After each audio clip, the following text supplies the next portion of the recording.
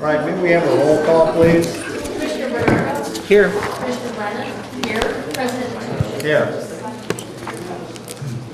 All right, this is the time of the meeting when we take public comments related to items not on the agenda.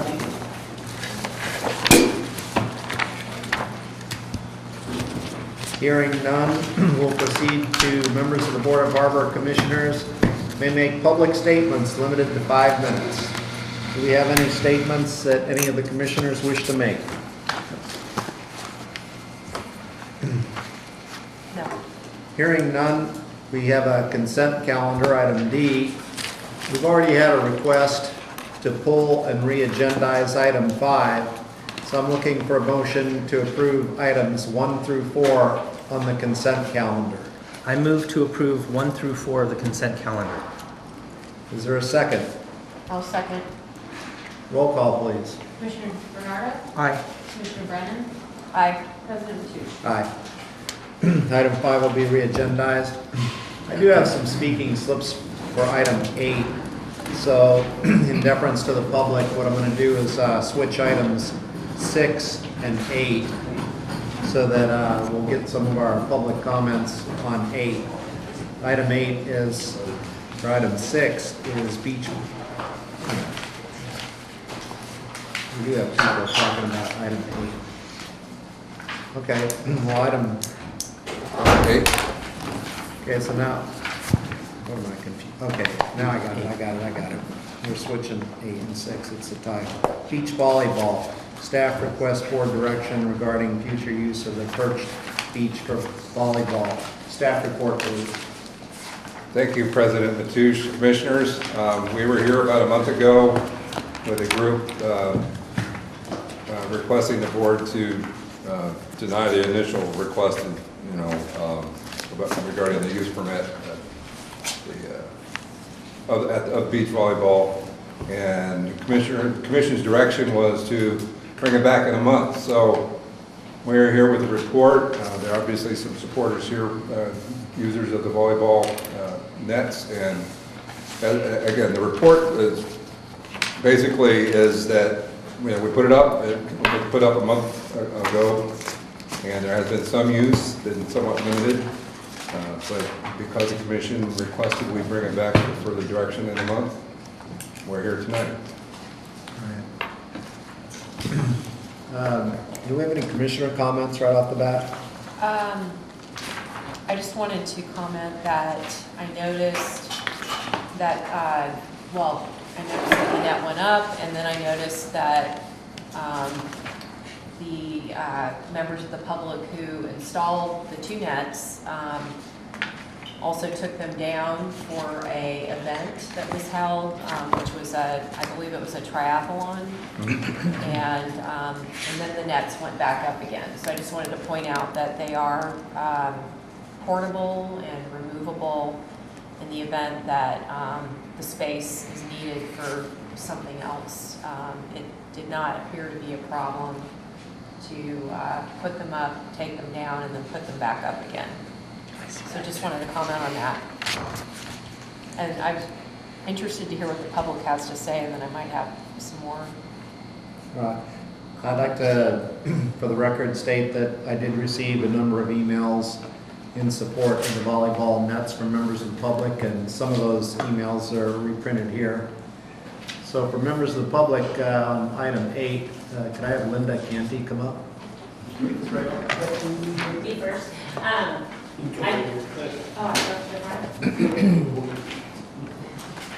I just found out about this. Yes, don't worry. I just found out about this yesterday, and so I don't have anything scripted to say except that my question would be, why not? My daughter, Bridget, she's 17 years old. She's a competitive beach volleyball player and has to travel down to Santa Cruz 3 days a week to train and practice. And for her to be able to practice in her own town would be fabulous. It's the fastest growing collegiate sport. It is the most popular Olympic sport now. We traveled through Southern California, every beach in Southern California, from San Diego, Huntington Beach, Manhattan Beach, Hermosa Beach, every beach is just filled with sand volleyball courts with young kids and adults playing constantly. It's a very social activity. Santa Cruz, all the courts get used down there on 4th Street, at Main Beach, at in Aptos. They're constantly being used. It's, as I said, the only thing I would have to say is one. I think they would definitely get used. So I'm not very sure that. Jody Dufresne, please.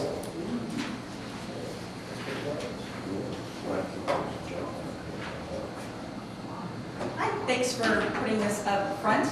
My daughter is a volleyball player. She plays indoor and sand, and she wanted to be here tonight. She actually spoke the last time, and she has volleyball practice tonight, so that's where she's not here. So I just wanted to echo what Linda said. Why not? It's a perfect location, great use of the space, safe area for kids to bike or walk to, and everybody has to go down to Santa Cruz right now to play beach volleyball, which is a shame.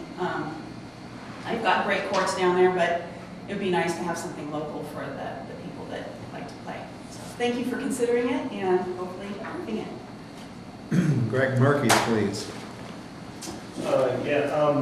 So I just wanted to address two things. One is, I guess there's been some discussion of maybe that it's not the right spot to have volleyball courts in the harbor like that maybe the park district would rather have it somewhere else in a park, maybe across the street or across the highway, which could possibly be an option. I have concerns with the restroom facilities, not being able to use the restrooms. You know, I don't know where there's no bathrooms over there. It just doesn't seem to be as conducive for beach volleyball in a field somewhere, where it seems much more conducive to be on closer to the beach for beach volleyball. And the second concern was of the amount of use that we got used. We set up the nets. Blake and I set the nets up. I think it was on a Sunday. It was raining, and we set it up. We weren't expecting much use for it during the rain. The weather was just foul this last month. It was raining a lot. And as soon as we got some good weather, we had to take them down because we had the event there, so we took them down. So there's no use there. In the weekdays, most of the kids that use the volleyball courts are in school. And then on the weeknights, most of the kids that use the volleyball courts are in club right now. So they're playing club volleyball over the hill in courts. And then on the next weekend, it started blowing so hard it actually blew one of the nets down. So I left that net down until the wind subsided. And then as soon as I got them back up, we started playing with them again. So there was a reason why there was not that much use on them. I don't think they're going to be a ton of use in general. The other reason was we put them up, they looked like they were private courts. There was no real understanding that they were actually public courts, so I would imagine that as the general public would see it, they wouldn't have thought that they could go out there and play on it. They would think that it was a private thing. So it's understandable that nobody, the general public didn't go over there and embrace it. Although when we started playing on them, people would come in and interact with us. And we even had people stopping and watching. Older people are walking down to the Low Branch. They would stop and watch the game. It was kind of nice. It's a perfect spot for volleyball courts. We played on it. I played on it. My daughter played it. We've all played on it. There was concerns about the ball going in the water. That actually didn't happen once when we were playing. There's plenty of space there. It's just a really, really perfect spot with the water in the background, the restrooms there, the parking behind. There's plenty of parking. Very little impact for the harbor district. It's good to have them where they can see them, but they don't really have to interact. But it's just for safety concerns. It's great that the harbor master is right there, that he can just look at it. It would keep kind of the riffraff out. I just think it's a perfect spot for it. So I would highly, highly recommend that we could possibly sink some poles in there, which would not necessarily be removable, but we could remove the nets. So we would just have 3 poles there. So when you needed to use it for parking, it's just a matter of 3 little poles there that you would have to just park around. And we could take the nets off. So Yes, thank you. That's what I would. Thank you. Well, I do know that there was some concern that the public beaches had not been examined as well, and I know they have restroom facilities. I'd be up for, personally, extending it for approximately 3 months. Once we get school out, we find out if there was actually more use during the summer. That'll give us a better time through fishing. That's my opinion. Commissioner Brennan? Can I add something? Is it possible to add something to that? Hello? Yes. Sorry. We don't usually take comments from the public, but if you want to come I'm up sorry. with. Well, I just wanted to say that they're actually not sand courts right now. So you have to wear shoes and it's like playing on dirt. So it's not even, if you were to extend it for 3 months, it's not going to give you the same indication as if it were a true sand court. So just, I think there was a discussion the last time, though, about chopping up the ground and making it softer. Yeah, I'm afraid that would not make it temporary at that point, you know, once we put the sand in, you know, it would, I mean, I don't know that would, There was concern originally that maybe that would make it difficult to park cars on it. yeah. It's not a huge footprint, so it may be that would be okay if you didn't park cars on it. But if we fluffed out the sand, it could make it harder to park a car. But we'd love to do that. We can use it as it is. We can add a little sand and make it look nicer. We can fluff up the sand that's there. We're flexible. But of course, it would be done by volunteers. It wouldn't cost the harbor district anyway. But we'd love to work with you guys, whatever you think. Thank you. Thank you. So 3 months, I'm just thinking, so let's see. That would kind of get us through the summertime months. It seems to me that to make it a good place to play, that the surface does need some treatment. And it sounds like the community is willing to do that. But that's, you know, that's an investment on the part of the community, which it sounds like they're willing to make.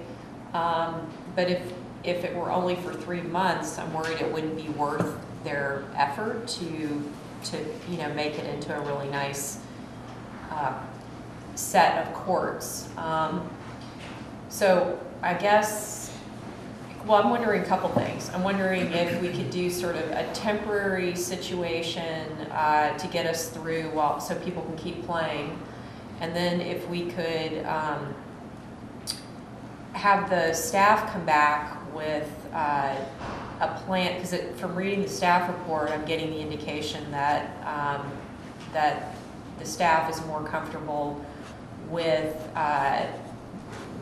essentially being in control of the venue, so that we would supply the nets and what have you, and we would remove them as needed. And we would also charge some sort of activity permit if there was going to be a big event. So if there was some game with people coming and taking up a lot of our parking, and parking can be an issue depending on the fishing season, then we would, you know, be able to schedule that to make sure that it worked, and the staff would have a little more control over how, you know, how volleyball sort of interacted with our other activities. So I'm wondering from staff, so from the general manager, if 3 months would be long enough to come up with a plan to essentially have the district manage volleyball and permit volleyball events. I'm not suggesting that their regular playing needs to be permitted, but like if there was a big playoff, or I don't know what you call it. Yeah, tournament. So Steve, maybe you could speak to that? Certainly. Thank you, Commissioner Brennan. And I think the path that you're outlining has some merit. While there isn't an organization behind the current operation, then we don't have any control over the materials. We don't have any insurance indemnification. Whereas if we took it on under a sort of parks authority, then we could manage it, and as you suggest, issue special event permits for any games or competitions when exclusive use was required, so that we could ensure that there was no conflict, that nobody was scheduling a competition on the same day, for example, as the Hat Moon Bay Triathlon, and we could manage in that manner. I think we'd want to, the commission would need to probably provide direction now to authorize us to presumably spend some money, because unless the community were willing to, as suggested, volunteer the sand, provide the labor to our specifications, because if we're going to run it, we've got to have the specifications so that we can properly indemnify and insure. So I have a question then. Thanks for explaining that. Could the staff meet with the key people that are interested in making this a longer-term situation and come up with a path or a plan for some sort of a mutual agreement about who will do what and try to sort it out? Certainly, I think staff could do that, and I think if we're going to do a 3-month, and it's going to take an investment and effort, then maybe we could consider doing the most southerly court as the full-on sand court, and leave the other a dirt court, run that as the trial period before we take on the full-on responsibility. And while normal protocol is in this sort of exchange for staff to address the commission directly, I'd request leave to turn to the public and ask a question. And would the public step up and provide the labor and materials necessary for us to implement one sand court at this point? Yeah, yeah, we would. What happened to the tractor that was gonna loosen up the soil? Yeah. We didn't understand that we had permission to do that, but we've got our tractor ready to go, if that's okay. Well, and so we hadn't given permission to do that at this point. Okay.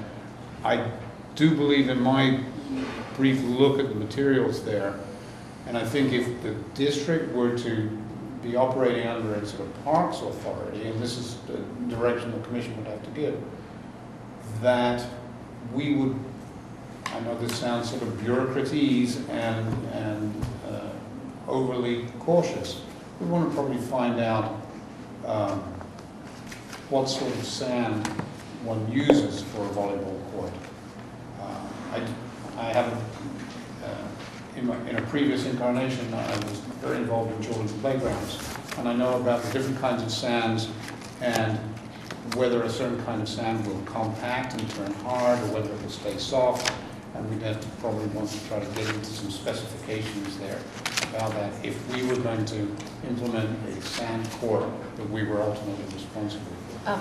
Can I ask a question about that? So I would bet that some of the people here know a lot about what's the right kind of sand, but also I think we could look at what Santa Cruz is doing and look at some other places for examples. I know my cousins play in Santa Cruz, and it's like wildly popular there. It's hard to get a court, so I think we could, look around and see what other people are doing. But it would be nice to have a court of that quality, because it does make a difference. But you understand, Commissioner, we're talking about a fundamentally different thing here. And in the job that I came from, for example, we had beach volleyball nets that were installed permanently. Immediately adjacent to us, Pismo Beach, very popular for beach volleyball. Here we're talking about actually constructing something, as opposed to placing nets onto an existing natural beach. Well, I'm And talking, I get it. But I think Santa Cruz is on the beach, right? It is, but Right. we could still look at Right. how that, what that's like. And Perch Beach used to be water, so, Right. it's So we're- man-made. Yeah, so we're building something as opposed Right. to using an existing natural beach with all of the sort of conditions and assumptions, if you will, that go with that. We're So used, it's sort of fundamental, I think we it's would be fundamental. adding, right, so we would be adding material to top off Yeah. the dredge material that was used to Yeah. put in that area of Perch Beach, which is from Deer Creek, because it was the material that filled the boat launch ramp. So it's creek runoff material. I mean, that's what it is. So it's very fine. It's not like coarse sand. But that's why it's become very compacted. and Compacted, hard. yeah. So It's yeah, what you're you right. want- I agree with You you. want a larger grain, round sand as opposed to a granular sand, because then it doesn't bind up and it stays loose. Yeah, I'd like to recognize Mr. Murphy. Thank you. Kind of along that line, even fluffing that sand up as it currently is, and even adding some sand is, you're going to quickly compact it back in. There's so much, as was pointed out, it's creek, it's dirt with some sand in it. Probably, I would think, and maybe we could consult with somebody certainly more in the know, I think the easiest solution would be to build some sort of a frame and then bring in a couple truckloads of the sand on that site, on this most southerly site, which would then provide a true beach volleyball. You know, granted, it would probably only be 4 or 6 inches deep, but at least then it would be more like a true beach. And it wouldn't, because of the compaction of the sand below, as long as no heavy equipment was on top of it, it's not going to come back, certainly not in a 3-month period. May I suggest to resolve this, that the commission direct us to investigate the implementation of a single sand court at this point. Find out what the specifications on that would look like when we're constructing one, as opposed to just placing nets on the beach. And if that can be reasonably accommodated by the volunteer labor and volunteer input in such a manner that we've got an appropriate thing that we can feel comfortable with, that we be given direction to do that, and if we can't do that, to come back to it. Well, I'm fine with that and having a 3-month trial period and just seeing how we can all work together, because it's a little beyond the scope to suddenly say the Harbor District's going to take over beach volleyball and provide it county-wide. So I would be very comfortable with recommending that. The public will be working with within a 3-month period and seeing how these things work, and at the same time investigating alternatives as well. Just last comment is I'm excited about it. I'm kind of picturing like a big sandbox, like with railroad ties or something. I don't know, but I'm just super excited about this. So I'm just really happy that the public brought it to our attention and that we have an opportunity to use our Parks Authority, which we don't use very often. So it's great. And I think I was being a little loose with my language on the Parks Authority. I mean, we have public access and recreation activities. I'm not sure that we. Well, we do have legally parks. Authority. We do have that option. Yeah, we do. As a harbor district, we do. Is staff sufficiently clear on the direction forward? Yes. And the public is sufficiently clear on the path forward? Thank you. Right. All right, moving right on to item 7. CSG Consultants. Approve agreement with CSG Consultants for Pillar Point Harbor sidewalk and paving improvements, and authorize the general manager to execute an agreement with CSG Consultants for initial design work for Pillar Point Harbor sidewalk and related site improvements in an amount not to exceed $35,000. We have a staff report, please. Thank you, President Mateo, Commissioners. As pointed out in the staff report, we've had several attempts to do some sidewalk improvements to the restaurant area at Pillar Point, and recently it's come to my attention that there's been some additional interest from the tenants there to do something about it. So I started looking into it. CSG had pretty much gotten us to construction readiness on some sidewalk improvements 3 or 4 years ago. They've been involved, so that's why I approached them. They provided an estimate of approximately $31,000 for the first phase, and the idea being that they have to go through the whole regulatory process and get local commission approvals and that, so it would be just up to a 35% design. They would come back again, full disclosure, but talked about a previous project where you didn't know how much is it going to cost. So the idea is, the next phase, to get it to 100% plans, construction ready through construction management, would probably be an equivalent amount, somewhere in the $30,000 to $35,000 range. Right now, the order of magnitude estimate for actual work to do the sidewalk widening and then related improvements would be another $333,000. So round figures altogether, we're looking about $400,000. But it's not just the sidewalk. We're talking about other ADA improvements, looking at some American with Disabilities Act things, limited access to office. The harbor master's office has no real access. I mean, we have a ramp, but there's no real access for somebody that's mobility impaired.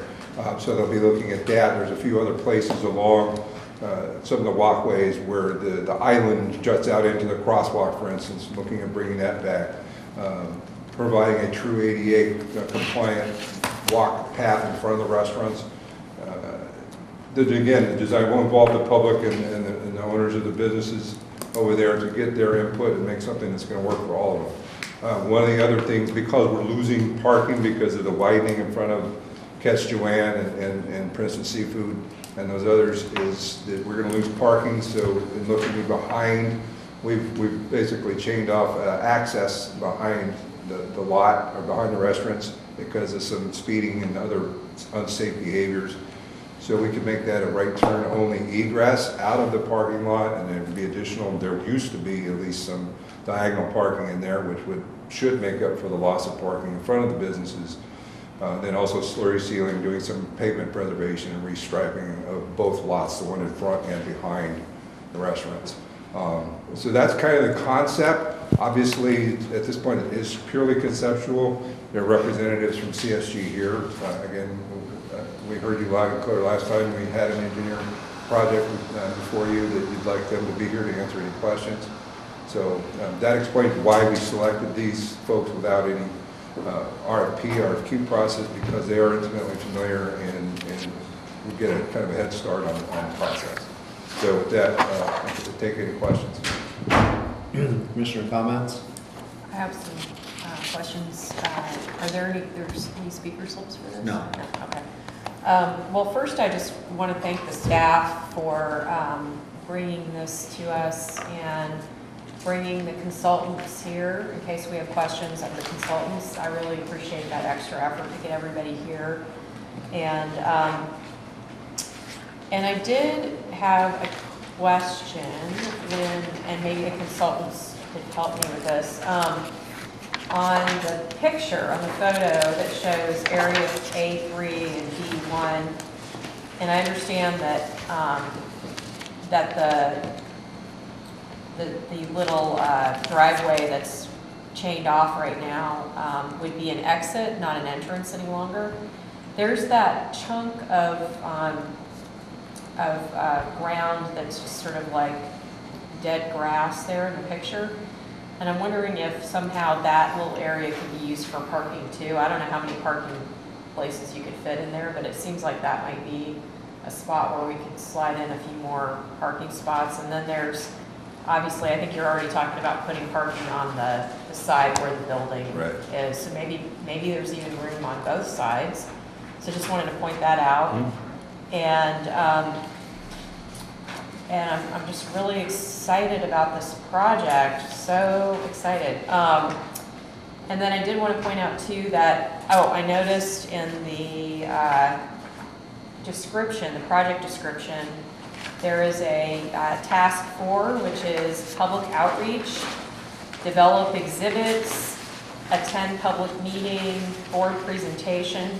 So I'm hoping that means that there'll be a public, like a special public meeting specific to the project where we could get public input and, make sure that everybody's on board and that we've got the best solution.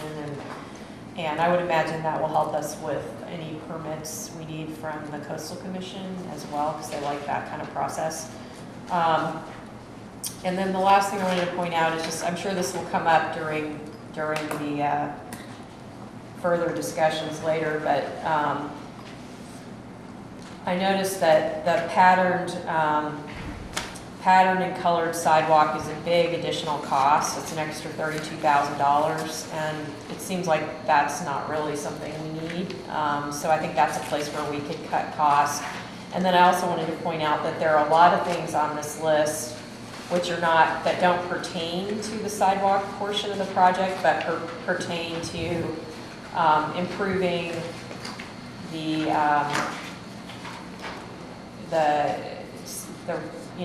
parking lot surface, slurry seal, paving, curb cuts, grading, so on and so forth, white painted stripes, things like that, that are things that need to be done anyway, or sort of a separate project. So it makes sense to put them all together, and it's nice to see this all packaged as hopefully one project down the road. So thank you.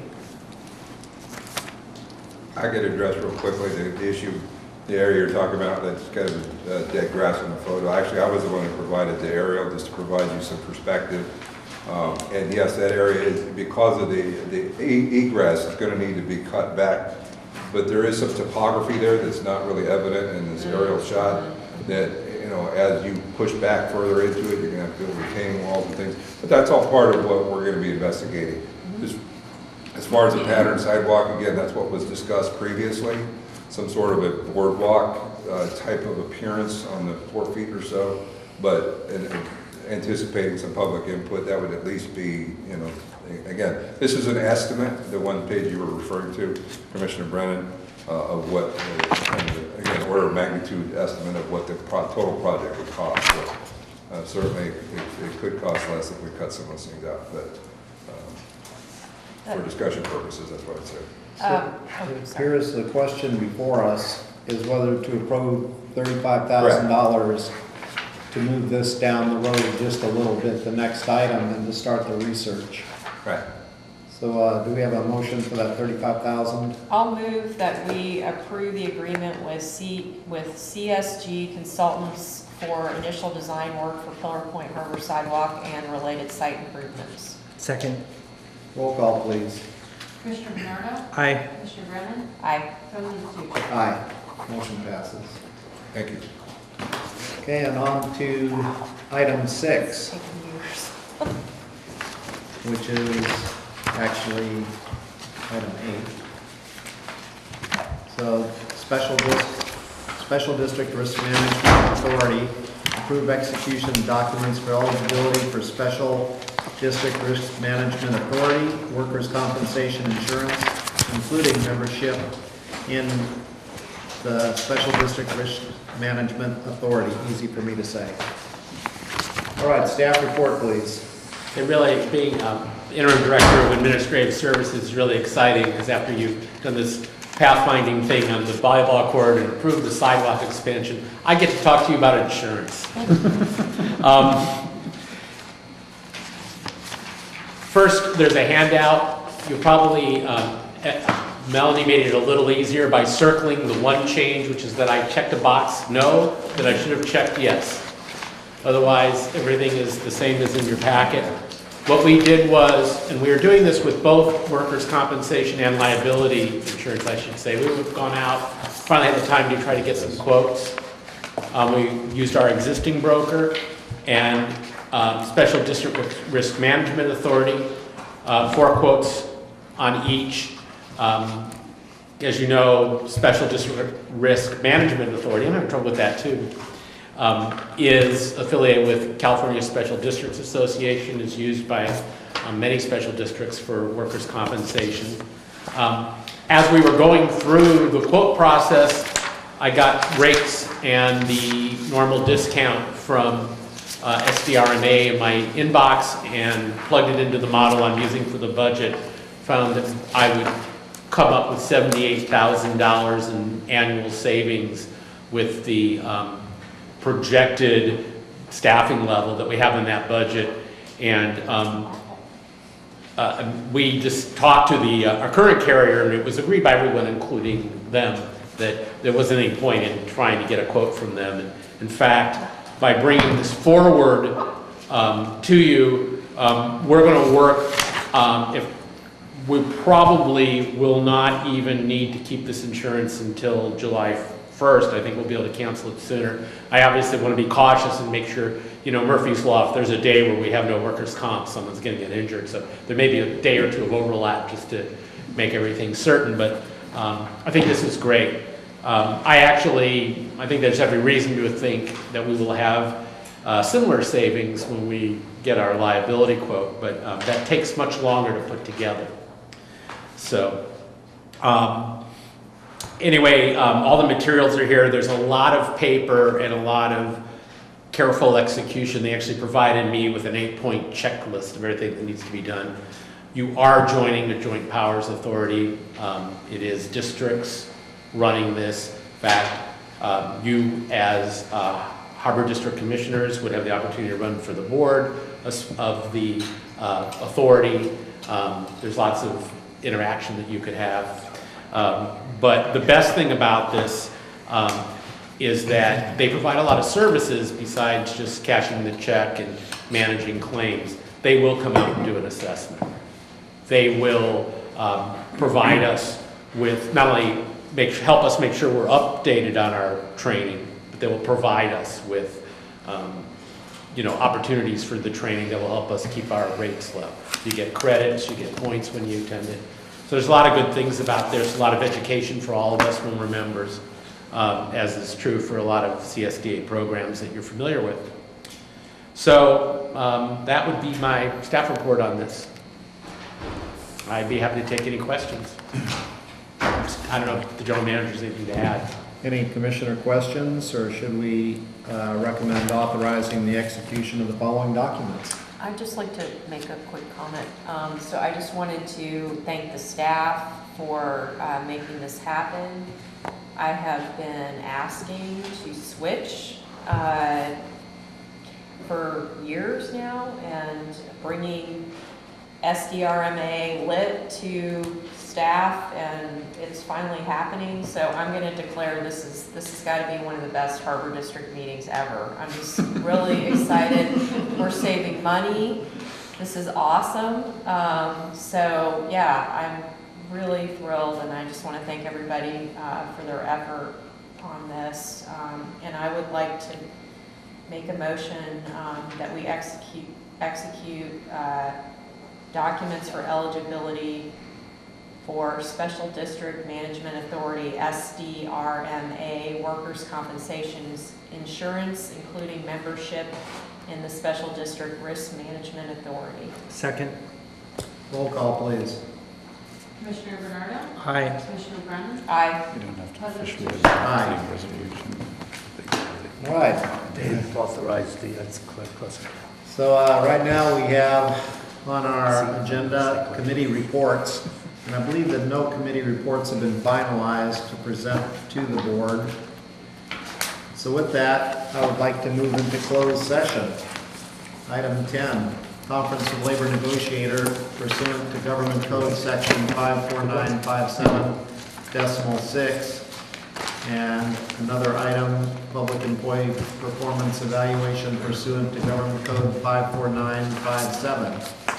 With that, we're going to close our open meeting and go into closed session.